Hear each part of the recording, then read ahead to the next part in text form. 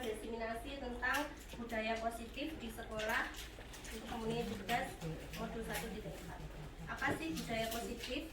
Budaya positif merupakan seperti yang ada di slide ya, perwujudan dari nilai-nilai atau keyakinan universal yang diterapkan di sekolah. Jadi budaya positif diawali dengan perubahan paradigma tentang teori kontrol.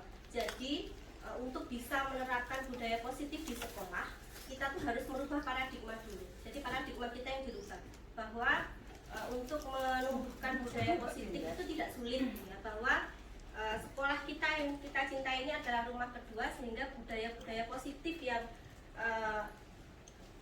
baik, nilai-nilai kebajikan itu harus ada di sekolah ini supaya kita betah, anak-anak betah di sekolah, anak-anak nyaman, kita nyaman, sehingga proses transfer ilmu pengetahuan, proses belajar mengajar itu menjadi lebih mudah kita laksanakan. Ilmu pengetahuan yang kita transfer pada anak-anak lebih mudah diterima oleh guru mereka. Termasuk juga penanaman karakter baik, nilai-nilai kebaikan itu bisa lebih mudah diterima apabila mereka betah di sekolah. Supaya betah, ya berarti harus ada budaya positif yang ada di rumah kedua kita ini.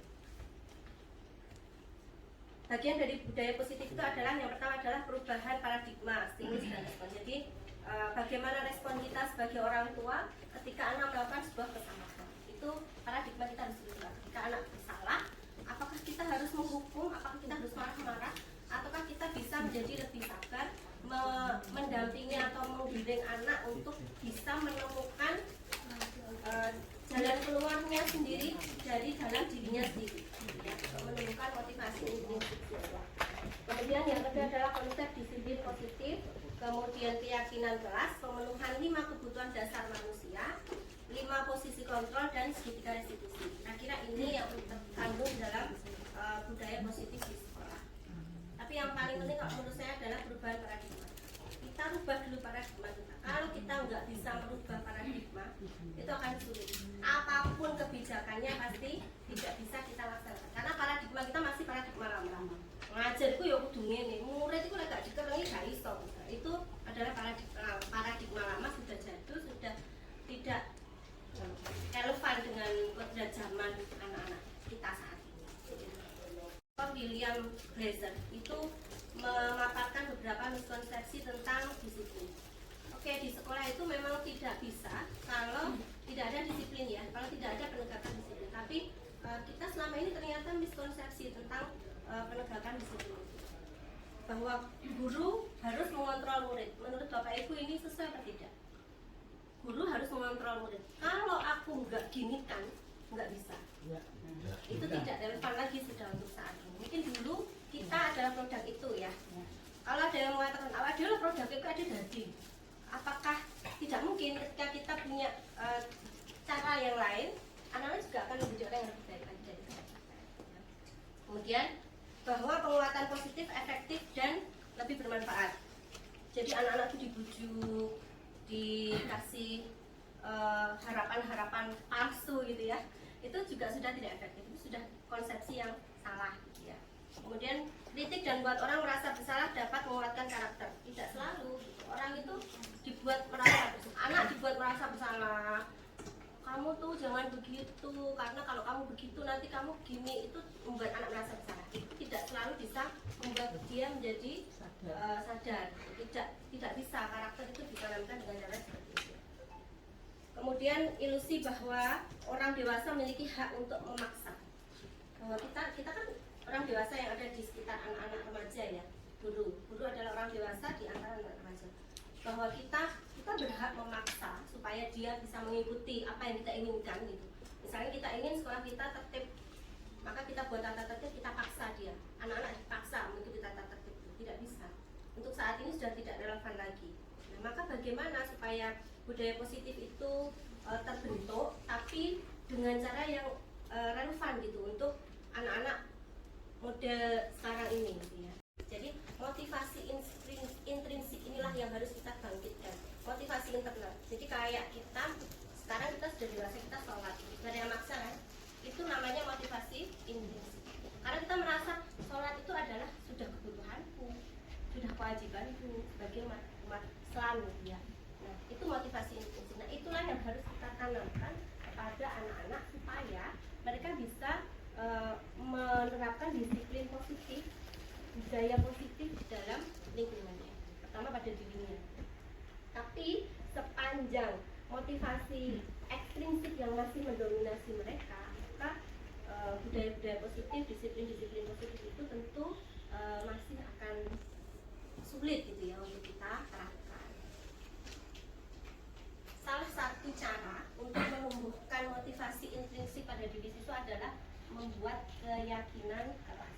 Nanti dalam lingkup yang lebih besar itu ada namanya keyakinan sekolah. Yang pertama adalah keyakinan kelas. Kita bentuk dulu keyakinan kelas. Tata tertib itu bukan keyakinan. Tata tertib itu bukan keyakinan kelas, bukan keyakinan sekolah, tapi tata tertib itu orang dewasa yang buat, kita yang buat. Para sekolah yang buat, gitu ya. Anak-anak harus melaksanakan. Itu bukan motivasi intrinsik jadinya. Jadi mereka melaksanakan karena terpaksa. Nah, tapi kan ngono di aku cukup ada ini. Jadi mereka ajak anak-anak mencurahkan pendapat, curah pendapat.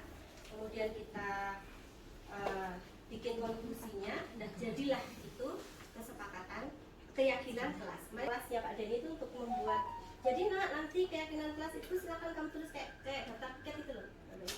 Silakan tempelkan di kelasmu. Sehingga ketika misalnya anaknya Pak Denny melakukan sebuah pelanggaran gitu ya, Pak Denny akan menanyakan, ayo kira-kira keyakinan kelas apa yang sudah kamu langgar.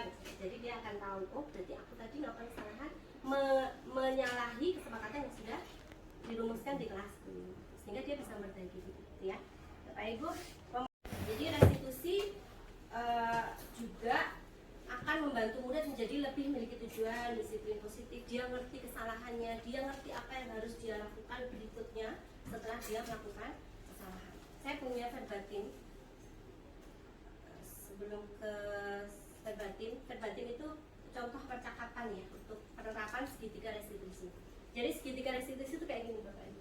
Jadi dia langkahnya ada 3. Yang pertama adalah menstabilkan identitas. Jadi ketika anak berbuat salah, kamu tadi nggak pakai sepatu hitam, kenapa? Gitu kan? Pasti dia akan jawab, itu Bu, sepatu saya rusak misalnya, atau sobek, atau saya lupa. Nggak apa-apa, kita stabilkan dulu identitas dia. Oh ya udah, nggak apa-apa. Semua orang tuh pernah lupa kan?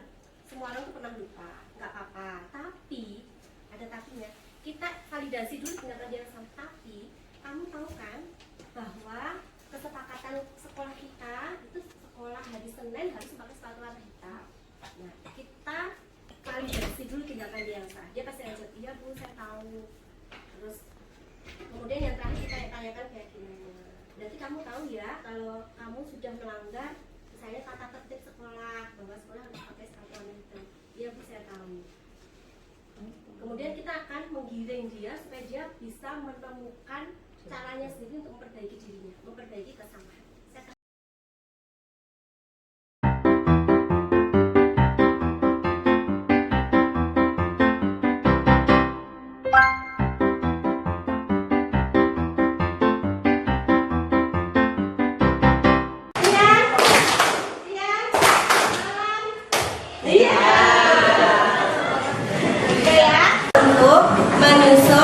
Membuat keyakinan kelas. Apakah anak-anak sudah tahu apa keyakinan kelas? Oke. Kesepakatan kelas supaya kelas ini bisa menjadi kelas yang seperti kalian inginkan.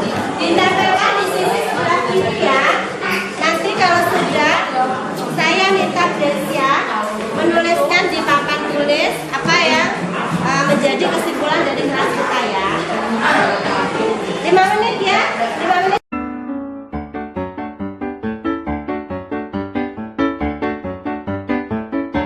Saya bacakan apa yang sudah kalian tulis ya, cita-cita, keinginan, keyakinan, kelas yang diharapkan.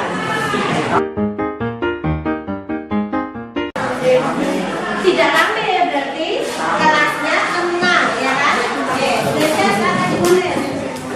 Keyakinan kelas 7F ya. Di sini ya, keyakinan kelas 7F 1. Jadi tadi tidak rame menjadi kalimat positif. Ada bagaimana kalimatnya? Apakah ada yang usul?